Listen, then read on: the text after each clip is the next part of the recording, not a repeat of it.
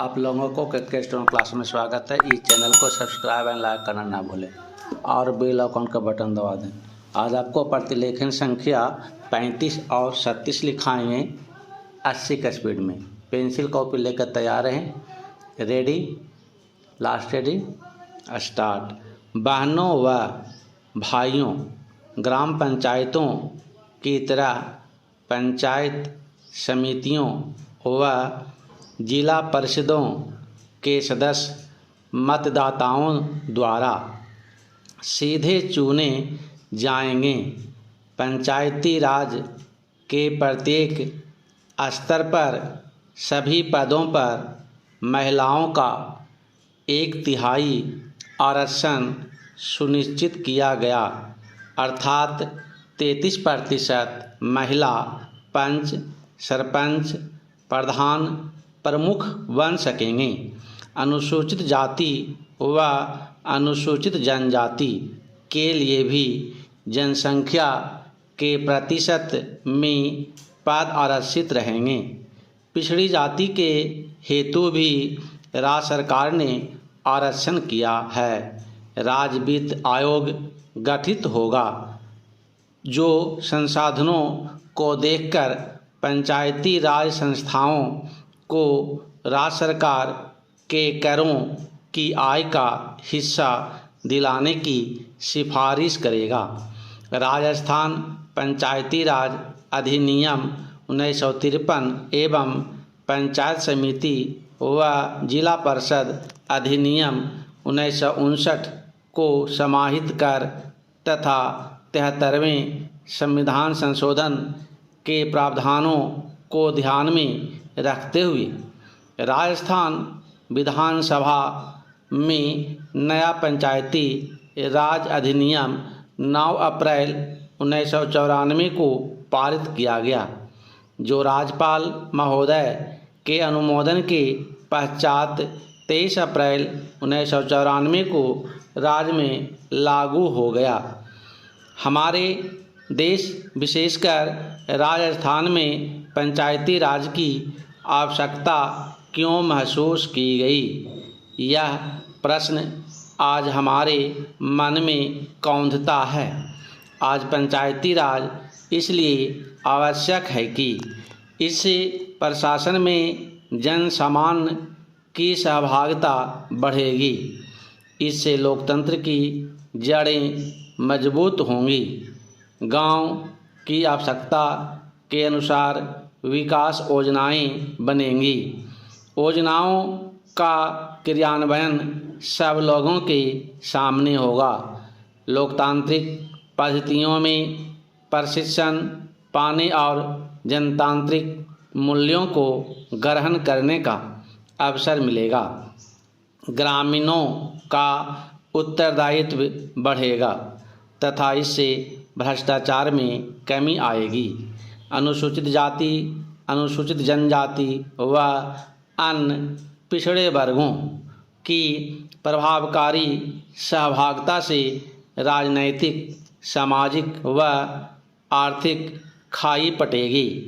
विकास संबंधी निर्णयों में महिलाओं की भागीदारी बढ़ेगी तथा सामाजिक कुरीतियाँ मिटेंगी। लोगों में सहयोग और अपनत्व की भावना बढ़ेगी। इससे ग्रामीण जीवन सुंदर और सुखी बनेगा। गांव की समृद्धि देश को गरिमा व शक्ति देगी और कमज़ोर वर्गों पर विशेष ध्यान दिया जा सकेगा। पहला चेंज, पंचायती राज संस्थाओं में समाज के कमज़ोर वर्गों का, विशेषकर अनुसूचित जाति, अनुसूचित जनजाति, अन्य पिछड़े वर्गों आदि को उचित मात्रा में प्रतिनिधित्व देने में विशेष ध्यान रखा है। राज्य के पंचायती राज इतिहास में इस बार उपरोक्त वर्गों के जनप्रतिनिधि अधिक मात्रा में निर्वाचित होकर आए हैं। मैं इस सभी का स्वागत करता हूं और उम्मीद करता हूँ कि इससे सभी वर्गों को समान रूप से इन संस्थाओं में भागीदारी मिलेगी। विशेषकर महिलाओं को जो लोग चुनकर आए हैं, मैं उनसे उम्मीद करता हूँ कि वे अपने गांव, अपने मोहल्ले, अपने क्षेत्र के विकास के लिए तन मन धन तथा पूरे मनोयोग से काम करें और अपने क्षेत्र की खुशहाली तथा उन्नति के लिए प्रयत्नशील रहें। केंद्र सरकार पंचायतों के उत्थान के लिए पूरी तरह से सभी राज्यों को यथाशक्ति मदद देगी। देश की लगभग 3/4 जनसंख्या गांवों में रहती है, जिनकी आय कम होने के साथ साथ शिक्षा, स्वास्थ्य, पेयजल आदि अन्य आवश्यक सुविधाएं भी उन्हें पर्याप्त मात्रा में उपलब्ध नहीं हैं।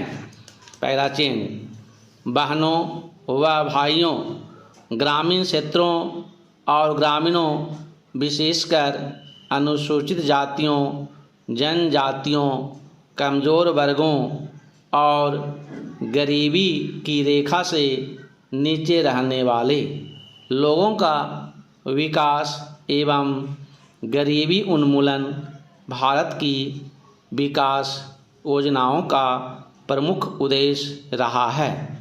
हमारे प्रधानमंत्री के नेतृत्व में ग्रामीण विकास हेतु जवाहर रोजगार योजना, 10 लाख कुओं के निर्माण की योजना, सुनिश्चित रोजगार योजना, समन्वित ग्रामीण विकास कार्यक्रम, ग्रामीण क्षेत्रों में महिला तथा बाल विकास कार्यक्रम, ग्रामीण युवा स्वरोजगार प्रशिक्षण योजना, ग्रामीण कारीगरों को उन्नत किस्म के औजार किट की आपूर्ति, सूखाग्रस्त क्षेत्र कार्यक्रम, ग्रामीण युवा स्वरोजगार प्रशिक्षण कार्यक्रम, मरुभूमि विकास कार्यक्रम, राजीव गांधी राष्ट्रीय पेयजल मिशन तथा ग्रामीण स्वच्छता आदि कार्यक्रमों का कार्यान्वयन तेजी से किया जा रहा है। इन कार्यक्रमों के माध्यम से गरीबों को रोजगार के अधिक अवसर प्राप्त होंगे।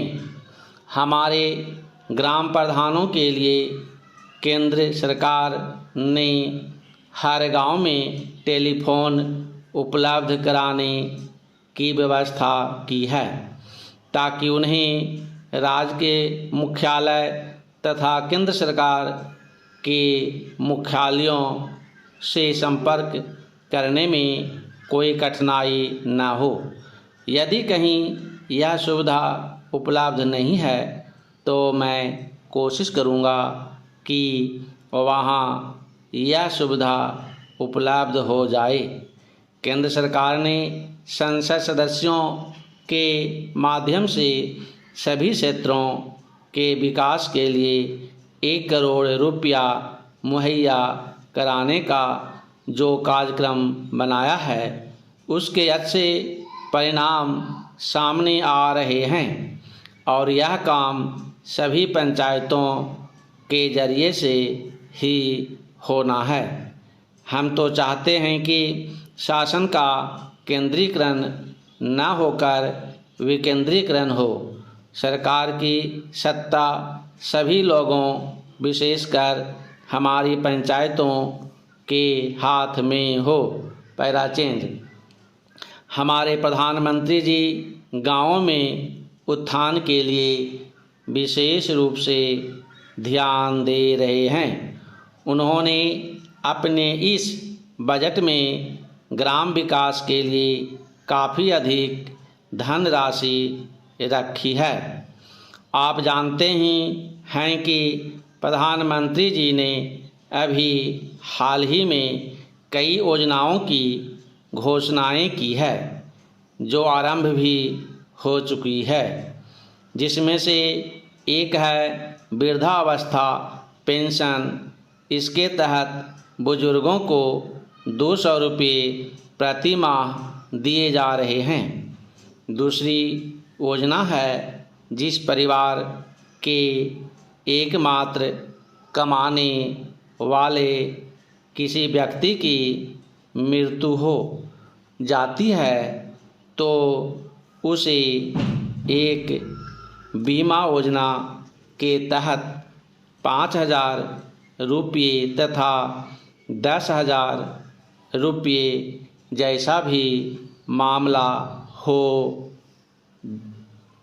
दिए जाते हैं। प्राकृतिक रूप से मृत्यु होने पर 5,000 रुपये तथा दुर्घटना से हुई मृत्यु के मामले में 10,000 रुपये सरकार देती है। एक योजना हमने स्कूली बच्चों के लिए शुरू की है। हमने देखा है कि हमारे बच्चों का विकास पूर्णतया नहीं हो पाता है और बच्चों से ही हमारे देश का भविष्य है। जिस देश के बच्चे कमज़ोर और कुपोषित होंगे उस देश की तरक्की स्वभावतः नहीं हो पाती है।